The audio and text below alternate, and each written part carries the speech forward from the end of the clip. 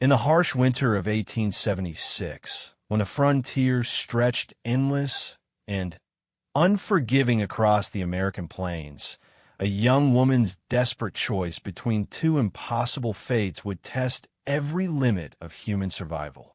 Margaret O'Sullivan never imagined that refusing one man's hand in marriage would lead her into the arms of death itself, only to find salvation in the most unexpected place.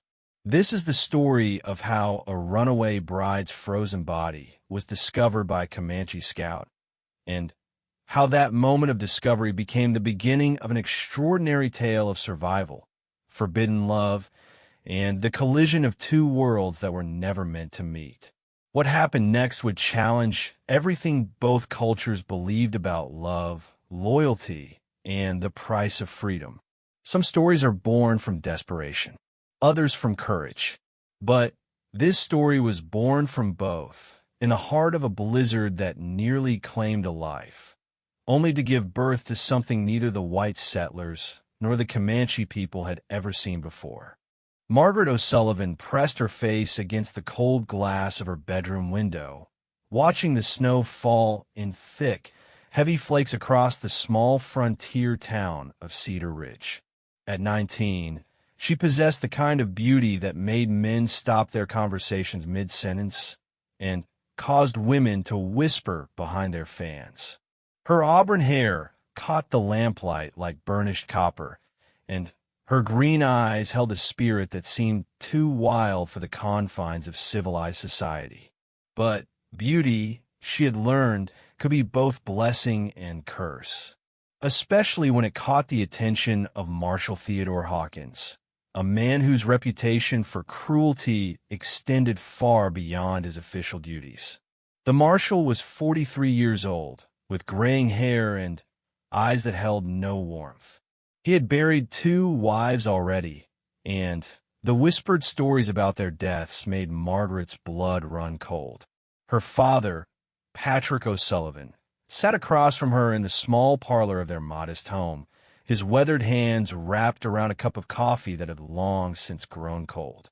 He avoided her gaze as he spoke, his Irish accent thick with emotion he struggled to contain.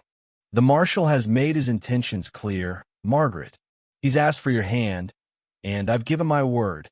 Patrick's voice cracked slightly as he continued. "We owe him money, child. More money than we'll see in 10 lifetimes.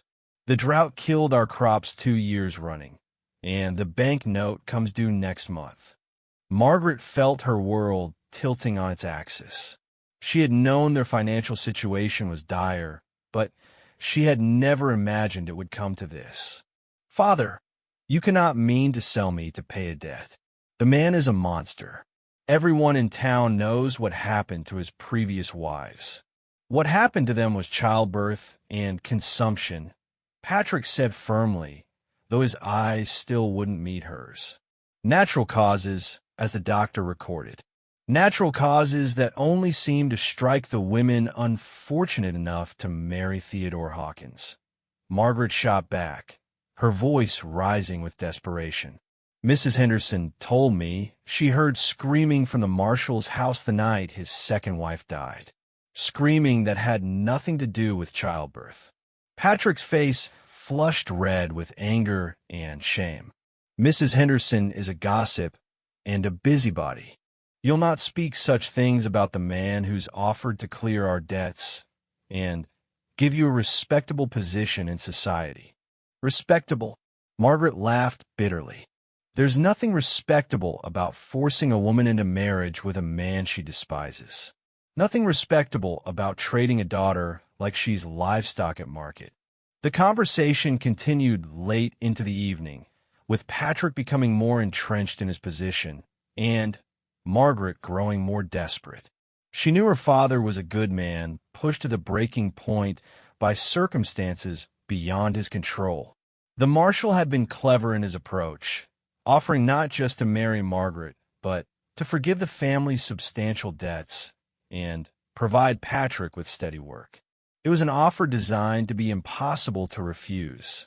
But Margaret had seen the way Theodore Hawkins looked at her during Sunday services, his pale eyes stripping away her dignity with every glance. She had watched him grip his first wife's arm so tightly during community gatherings that the woman winced in pain. She had noted how quickly his second wife had seemed to age after their marriage, how the laughter had died in her eyes, how she had begun to flinch at sudden movements. The wedding was set for the following Saturday, just 5 days away. Margaret spent those days in a haze of desperate planning.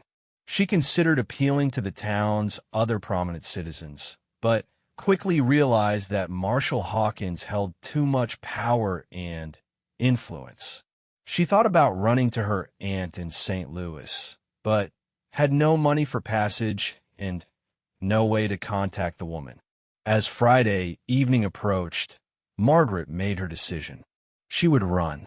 She would take her chances with a winter wilderness rather than submit to a marriage that felt more like a death sentence. She had heard stories of people who had successfully fled west, finding new lives in California or Oregon. If she could reach the next town over, perhaps she could find work and eventually save enough money to travel farther from Theodore Hawkins' reach. Margaret waited until well after midnight before beginning her escape. She dressed in her warmest clothing, layering her wool dress over thick stockings and petticoats. She wrapped her mother's shawl around her shoulders and pulled on her heavy winter coat. Into a small bag, she packed what little food she could find in the kitchen, along with a few precious belongings and the small amount of money she had saved from helping Mrs. Patterson with her sewing. The snow was falling more heavily than it had been earlier in the evening, and the wind had picked up considerably. Margaret hesitated at the door, suddenly aware of the magnitude of what she was attempting. But then she thought of Theodore Hawkins waiting for her at the altar tomorrow, and her resolve hardened. Whatever lay ahead in the darkness could not be worse than the fate that awaited her at home. She slipped out into the storm, pulling the door closed as quietly as possible behind her. The cold hit her like a physical blow, taking her breath away and making her eyes water instantly. The snow was already several inches deep, and it crunched loudly under her feet despite her attempts at stealth. She prayed that the sound of the wind would cover any noise she made. Margaret had planned to follow the main road west until she reached the next settlement, but the storm was worse than she had anticipated. Within minutes of leaving the house, she could barely see more than a few feet in any direction. The familiar landmarks of her hometown disappeared into the white darkness, and she found herself struggling to maintain her sense of direction. The temperature was dropping rapidly, and the wind seemed to cut right through her layers of clothing. Her hands were already numb despite her gloves, and her feet were beginning to lose feeling. She pressed on, driven by desperation and the knowledge that returning home was no longer an option. Even if she could find her way back, her absence would have been discovered by morning, and her father's shame and anger would be beyond bearing. Hours passed as Margaret struggled through the deepening snow. What should have been a straight path along the road had become a meandering journey through what she hoped was still the right general direction. Her legs ached from the effort of pushing through the drifts, and her lungs burned from breathing the frigid air. Several times she stumbled and fell, each time taking longer to get back to her feet. As dawn approached, though Margaret couldn't see the sun through the thick clouds and driving snow, she realized she was in serious trouble. She had no idea where she was, no sense of how far she had traveled, and no shelter in sight. Her body was shutting down from the cold, and she was beginning to experience the dangerous drowsiness that preceded hypothermia. She found herself thinking about her childhood, about her mother who had died when Margaret was 12, about the stories her father used to tell about the old country. Her thoughts became increasingly scattered and dreamlike as her core temperature continued to drop. She knew she should keep moving, but her legs felt impossibly heavy, and the idea of just sitting down for a moment became overwhelmingly appealing.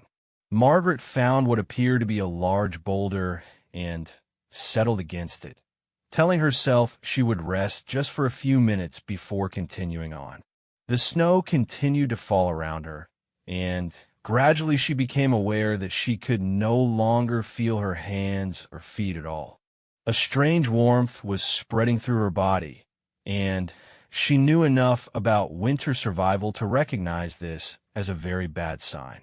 As her consciousness faded, Margaret's last coherent thought was a prayer that her death would at least be peaceful, and that she would never have to see Theodore Hawkins' face again. The storm raged around her still form, quickly beginning to bury her in a shroud of white that would soon make her invisible to any passing traveler. But Margaret O'Sullivan's story was far from over. Miles away, a Comanche hunting party was making its way through the same storm, following signs and trails invisible to white eyes. Among them rode a young scout whose keen senses and intimate knowledge of the land would soon lead him to a discovery that would change both their lives forever. The wind howled across the empty plains, carrying with it the promise of transformation and the whisper of a love that would transcend every boundary that society and culture had built between two worlds that were never meant to meet. In the heart of the blizzard, fate was preparing to write a story that would challenge everything both the white settlers and the Comanche people believed about love, loyalty, and the courage required to choose one's own destiny. Margaret's frozen form lay still against the boulder, her auburn hair now white with snow, her green eyes closed against the storm. But her heart still beat, faint but steady, and somewhere in the distance, help was coming in a form she could never have imagined. Running Wolf moved through the storm with the fluid grace of someone born to the harsh beauty of the plains. At 26 years old, he was considered one of the finest scouts among his people, the Comanche. His dark eyes missed nothing as he followed the nearly invisible trail signs that would lead his hunting party to the winter grounds where buffalo might still be found. The storm that had paralyzed the white settlements was merely another element to be read and understood, like the wind patterns or the behavior of animals before drought. He had been born during the time when his people still moved freely across the vast territories that had been theirs for generations. His childhood had been spent learning the old ways from his grandfather, a respected medicine man who had taught him to see beyond the surface of things, to understand the deeper connections that bound all living creatures together. Running Wolf could track a rabbit across rocky ground, find water where others saw only desert, and sense the approach of weather changes days before they arrived. The hunting party consisted of 8 men, all experienced warriors who had volunteered for this dangerous winter expedition. Food was running low in their winter camp, and the promised government provisions had failed to arrive once again. The Indian agent, a corrupt man named Daniels, had been selling their allocated supplies to white traders and pocketing the profits. Without the buffalo hunt, many of their people would not survive until spring. Running Wolf's horse, a sturdy paint mare named Wind Dancer, picked her way carefully through the deep snow. Unlike the white man's horses, she had been bred for endurance and intelligence rather than speed alone. She could find forage where other horses would starve and could navigate treacherous terrain that would challenge even an experienced rider. Now she moved with her ears forward, alert to some scent or sound that her rider had not yet detected. "What is it, girl?" Running Wolf murmured in his native tongue, leaning forward to pat her neck reassuringly. Wind Dancer snorted and tossed her head, clearly agitated by something ahead. Running Wolf trusted his horse's instincts completely. Too many times her warnings had saved his life or led him to game when all seemed hopeless. He signaled to the other riders to halt and dismounted to examine the ground more closely. Even through the driving snow, he could make out faint depressions that might have been footprints. But they were far from any known trail, and no Comanche would have been foolish enough to be caught in the open during such a storm. The tracks were too small to be those of a man, and something about their patterns suggested desperation rather than purposeful travel. Following the trail on foot, Running Wolf moved with the patience of a natural hunter. Each step was carefully placed, each pause allowing him to read the story written in snow and wind. Someone had passed this way recently, someone who was struggling badly and growing weaker with each step. The spacing between prints grew shorter and more erratic, suggesting exhaustion and possibly injury. When he finally saw the dark shape huddled against the large rock formation, Running Wolf's first instinct was to approach with caution. It could be a trap, though what white soldier would be foolish enough to use such a tactic in the middle of a blizzard? But as he drew closer, he realized that the figure was far too small to be a threat, and completely motionless. The person was almost entirely covered with snow, and Running Wolf had to brush away several inches of accumulation to see what lay beneath. What he found caused him to draw back in surprise. It was a woman, young and clearly white, dressed in the heavy clothing typical of the settlers. Her skin had the pale, waxy appearance of someone in the advanced stages of hypothermia, but when he placed his hand near her mouth, he could detect the faint warmth of breathing. Running Wolf had learned enough English during his time at various trading posts to understand the white man's language, though he rarely chose to speak it. More importantly, he had learned enough about their customs to know that finding a white woman alone in the wilderness would be seen as suspicious at best and criminal at worst. The white authorities were always looking for excuses to blame the Comanche for any misfortune that befell their people. But as he looked down at the unconscious woman, Running Wolf felt something stir within him that had nothing to do with political calculations or cultural concerns. Her face, even pale and half frozen as it was, possessed a beauty that took his breath away. Her auburn hair, now damp with melting snow, framed delicate features that seemed to belong more to the spirit world than to the harsh reality of the frontier. There was something about her that called to something deep in his soul, a recognition that transcended the boundaries of race and culture. More practically, Running Wolf knew that leaving her here meant certain death. The storm showed no signs of abating, and her body temperature was already dangerously low. Even if the other members of his hunting party might disapprove, his grandfather had taught him that all life was sacred and that turning away from someone in need was to risk the anger of the spirits. He lifted Margaret carefully, surprised by how light she felt in his arms. Her breathing was shallow but steady, and he could feel her heart beating against his chest as he carried her back to where the other hunters waited. Their reactions were predictable and immediate. "What madness is this?" demanded Black Hawk, the oldest and most traditional member of their group. "You bring a white woman among us? Do you want to see us all hanged as murderers and kidnappers?" "She will die if we leave her," Running Wolf replied simply. "My grandfather taught me that the spirits judge us by our compassion, not by the color of skin." "Your grandfather never had to deal with white man's justice," Black Hawk shot back. "They will say we took her, that we harmed her. They will use this as an excuse to attack our people." The argument continued as the storm raged around them, but Running Wolf had already made his decision. He had saved emergency supplies in his saddlebags, including a small shelter that could provide protection from the wind and materials for starting a fire.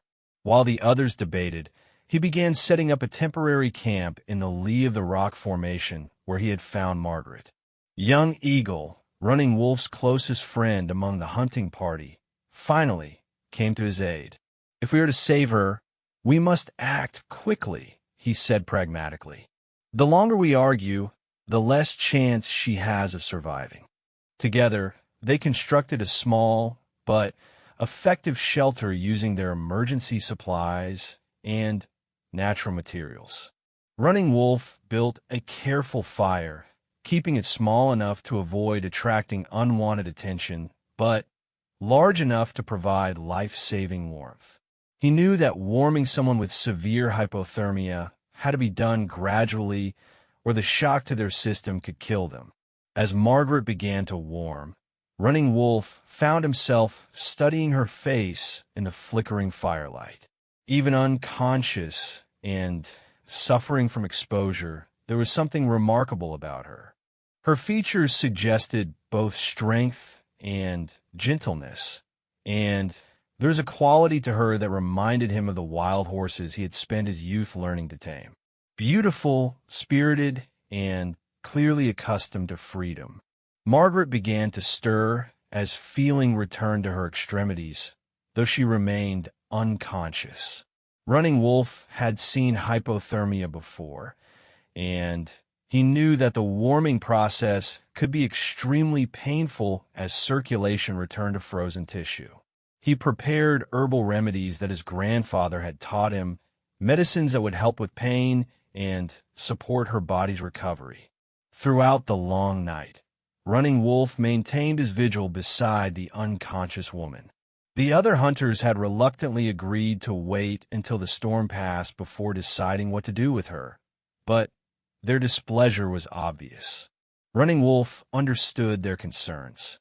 Relations between their people and the white settlements had been tense for years, marked by broken treaties, unfulfilled promises, and occasional violence on both sides.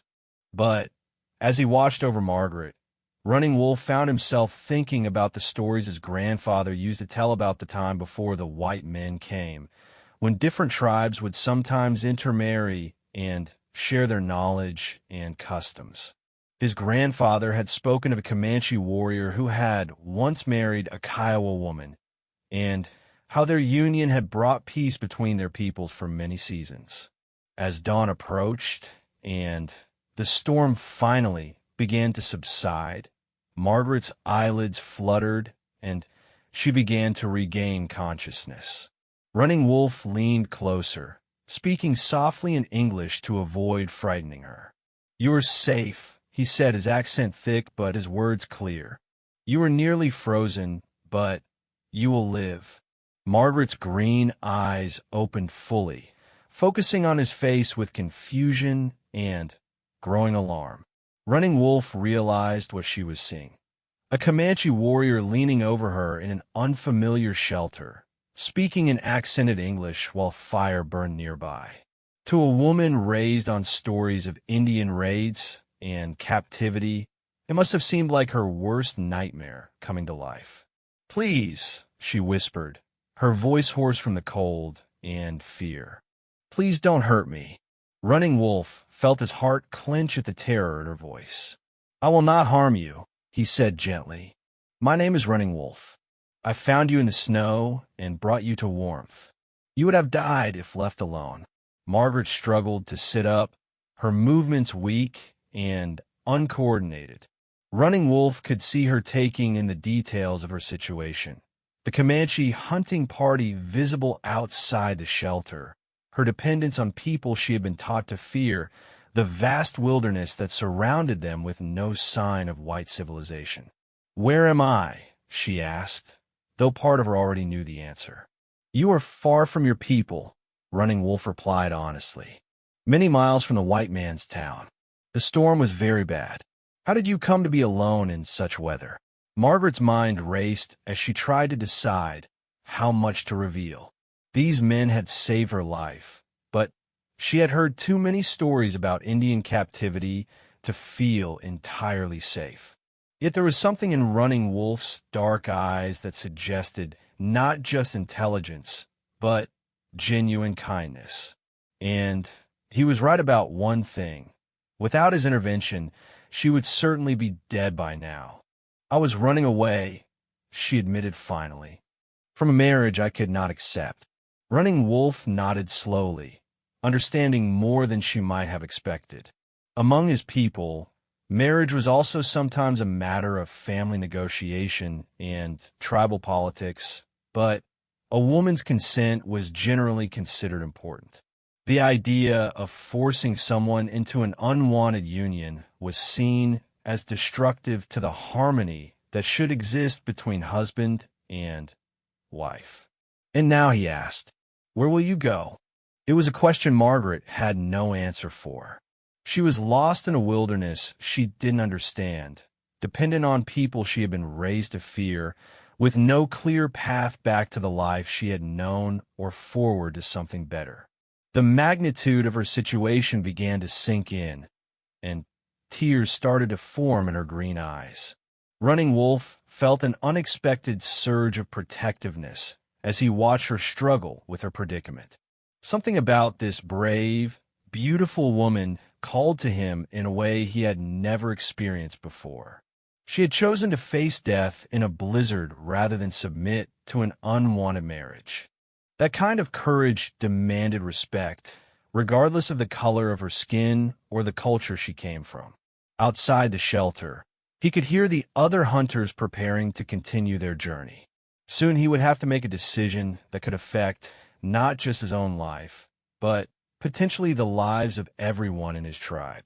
Helping a white woman to safety was one thing, but what he was beginning to feel from Margaret O'Sullivan was something else entirely. The sun was rising over a transformed landscape, the storm having left behind a world of pristine white beauty.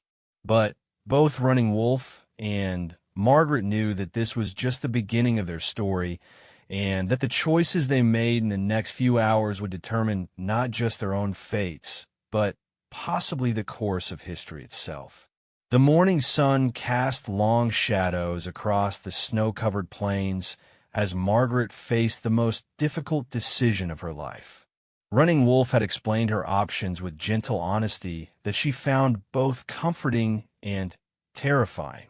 The hunting party could not simply escort her back to Cedar Ridge. Not only would such a journey be dangerous and time-consuming, but it would almost certainly result in accusations and possibly violence against the Comanche people. "Your Marshal Hawkins is known to us," Running Wolf had said, his voice carrying a weight of knowledge that surprised her. "He has led raids against peaceful camps, claiming we stole cattle that died of disease. He would not hesitate to use your rescue as an excuse for more violence." Margaret shuddered, realizing that even in trying to escape Theodore Hawkins, she might have inadvertently provided him with a weapon to use against innocent people. The thought of being responsible for attacks on Running Wolf's people was almost unbearable. The alternative Running Wolf offered was unprecedented in both their worlds. He spoke of a Comanche village several days' ride to the west, led by a chief known for his wisdom and fair dealing with all people.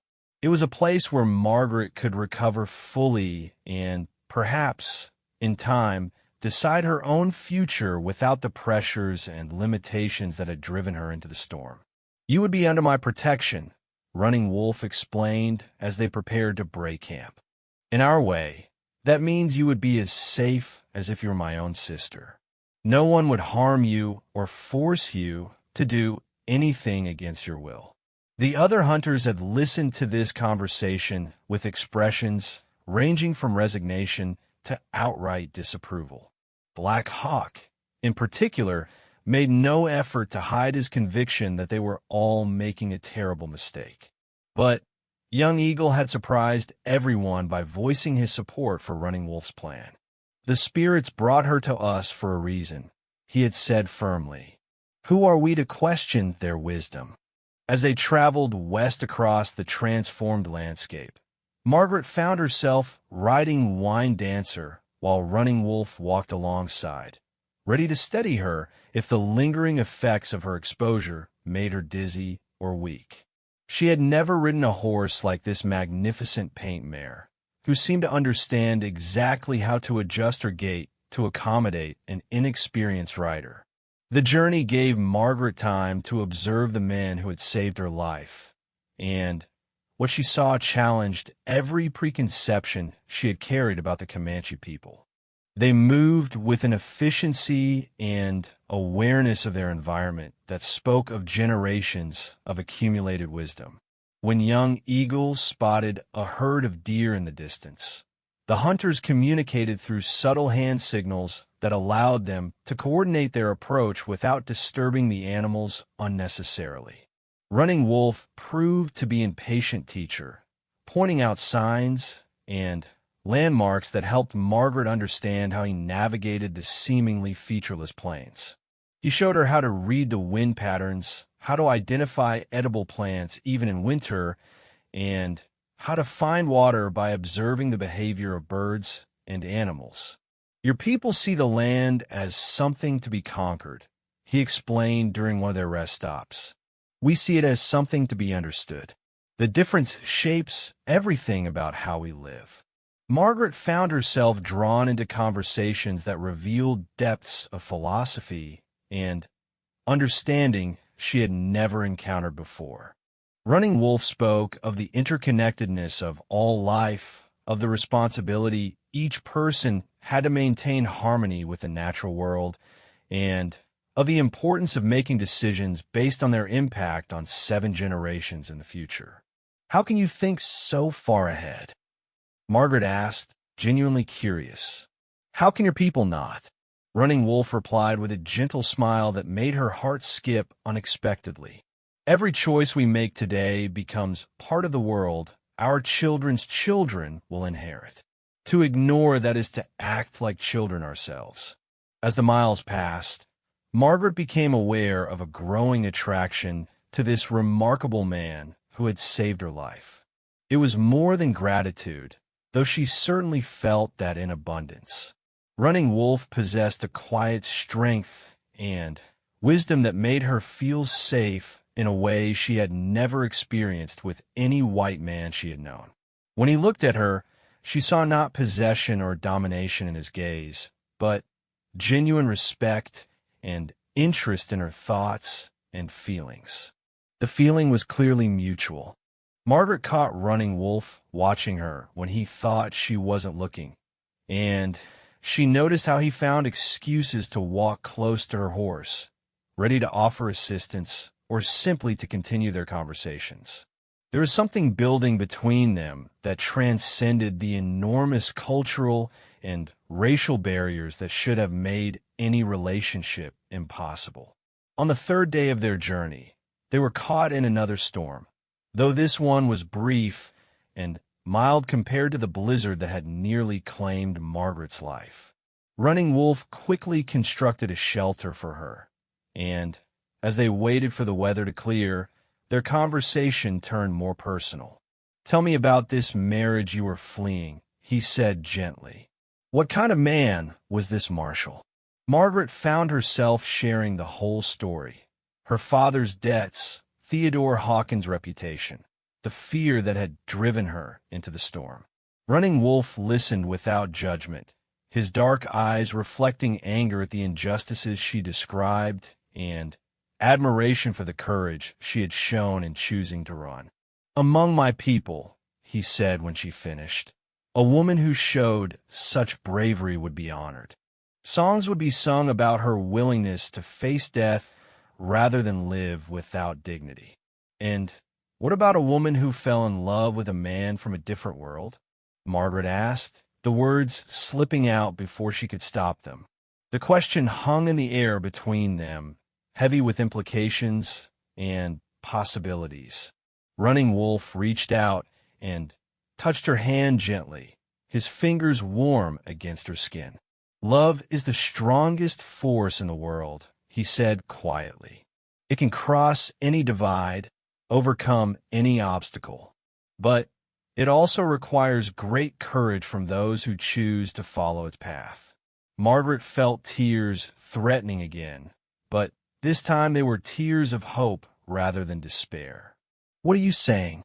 "I am saying that when we reach my village, I would like to court you properly, according to both our customs. I would like to know if what I am feeling could grow into something that would last a lifetime."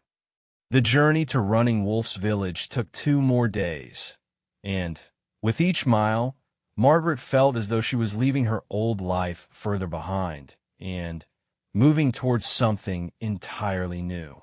The landscape began to change as they approached the winter camp, with rocky outcroppings and sparse trees breaking up the endless expanse of prairie. When they finally crested a hill and saw the village spread out below them, Margaret caught her breath in amazement. It was nothing like the crude teepee camps she had imagined from stories and illustrations. This was a well-organized community of perhaps 200 people, with sturdy winter lodges arranged in careful patterns that made efficient use of natural windbreaks and water sources. Children played in the snow between the lodges while women worked on various tasks, their conversations and laughter carrying clearly in the cold air. Men tended to horses in corrals constructed from natural materials, and smoke rose from cooking fires that filled the air with savory scents that made Margaret realize how hungry she was for a proper meal. The arrival of the hunting party caused a stir of activity, with people emerging from their lodges to greet the returning men and inquire about their success. But it was Margaret's presence that drew the most attention. Word of the white woman Running Wolf had rescued spread quickly through the camp, and soon a small crowd had gathered to get a look at this unprecedented visitor. Running Wolf helped Margaret down from Wind Dancer's back and spoke rapidly in Comanche to several of the people who had gathered around them. Margaret couldn't understand the words, but she could tell from their tones and expressions that there was considerable debate about her presence in their community.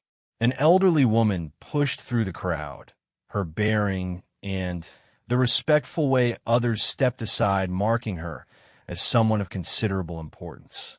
She was small and weathered, with silver hair braided with feathers and beads and eyes that seemed to see everything.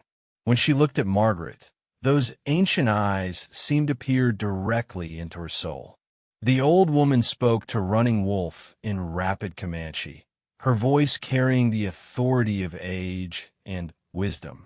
Running Wolf replied respectfully, but firmly, and Margaret could tell that he was defending his decision to bring her to the village. The conversation went on for several minutes, with other people occasionally adding their own comments or questions.